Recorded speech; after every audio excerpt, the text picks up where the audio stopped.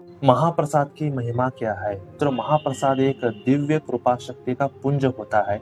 जो महाप्रसाद को ग्रहण करता है, उसके ऊपर से माया का प्रभाव कम होने लगता है और व्यक्ति सारे अशुद्धियों से मुक्त होने लगता है।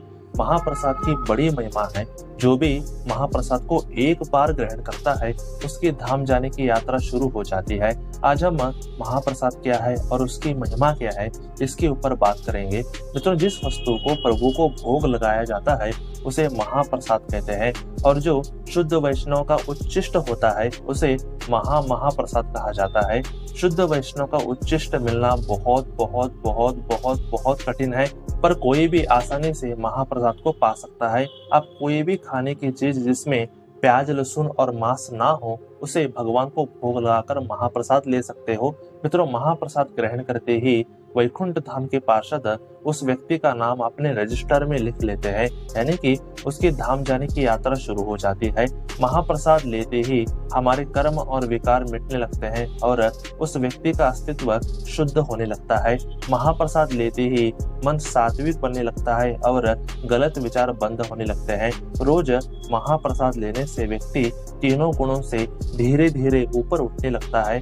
महाप्रसाद रोज लेने से हमारा अंतःकरण शुद्ध होने लगता है। ऐसे कई करोड़ों लोग हैं जिनकी जिंदगी बदल गई महाप्रसाद लेने से। महाप्रसाद लेने से भक्ति का बीज अंकुरित होता है, इसलिए हमें महाप्रसाद लेना चाहिए और दूसरों को बांटना चाहिए। ऐसे कई फैमिलीज है जिसमें सारे लोग भक्ति करते हैं क्योंकि उन्होंने एक बार महाप्रसाद ग्रहण किया था। इस्कॉन के ऐसे कई भक्त हैं जो पहले हार्डकोर नास्तिक थे, पर उन्होंने एक बार गलती से महाप्रसाद ग्रहण किया था और वो आज 16 माला करने वाले दीक्षित भक्त हैं। ऐसे महाप्रसाद हार्डकोर नास्तिक को दीक्षित भक्त बना सकता है। मित्रों, एक बार की बात है, रामानुजाचार्य जी गंगा के किनारे अपने शिष्यों के साथ बैठकर प्रसाद ग्रहण कर रहे थे। जब उन्होंने गंगा के किनारे जल में हाथ धोया तो चावल के कुछ कण नदी में चले गए। तब उन चावलों को मछलियों ने खा लिया।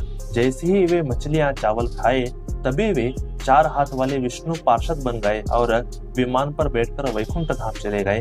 ऐसे महाप्रसाद बद्ध जीवों को संसार से तारकर वैकुंठ धाम भेज देता है। मित्रों, ऐसे ही एक उदाहरण चैतन्य महाप्रभु के साथ भी हुआ था। एक दिन चैतन्य महाप्रभु ने एक कुत्ते को महाप्रसाद खिलाया था और उसी दिन उसके लिए गोलोक धाम से विमान आया और उस कुत्ते ने पार्षद रूप धारण करके गोलोक धाम के लिए रवाना हो गया। मित्रों, ये कोई कहानी नहीं है, ये सभी सत्य घटना है जो 500 और 900 साल के पीछे हुए हैं। महाप्रसाद हमारे पाप कर्मों को नष्ट करता है और हमारा अस्तित्व शुद्ध करता है। अगर किसी को शुद्ध जीवन जीना है तो उसे रोज महाप्रसाद लेना चाहिए। नो डाउट कि हमें महाप्रसाद को महाप्रसाद के भाव से ही लेना चाहिए। महाप्रसाद को साधारण अन्न मानना नहीं चाहिए। महाप्रसाद को नमस्कार करके खाना चाहिए। अगर आपको तुलसी पत्र नहीं मिलता है तो आप खाने को मानसिक भोग लगा सकते हैं। अगर आपके घर में राधा कृष्ण के डीटीज या फोटो हैं तो आपको तुलसी पत्र की कोई जरूरत नहीं है।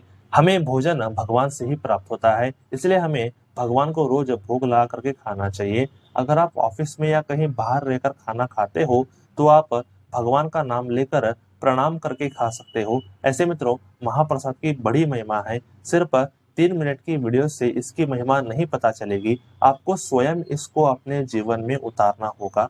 आप सब आज से ही महाप्रसाद लेने की आदत डालिए और अपनी आध्यात्मिक यात्रा को तेज करिए। तो आज के लिए बस इतना ही। हरे कृष्णा।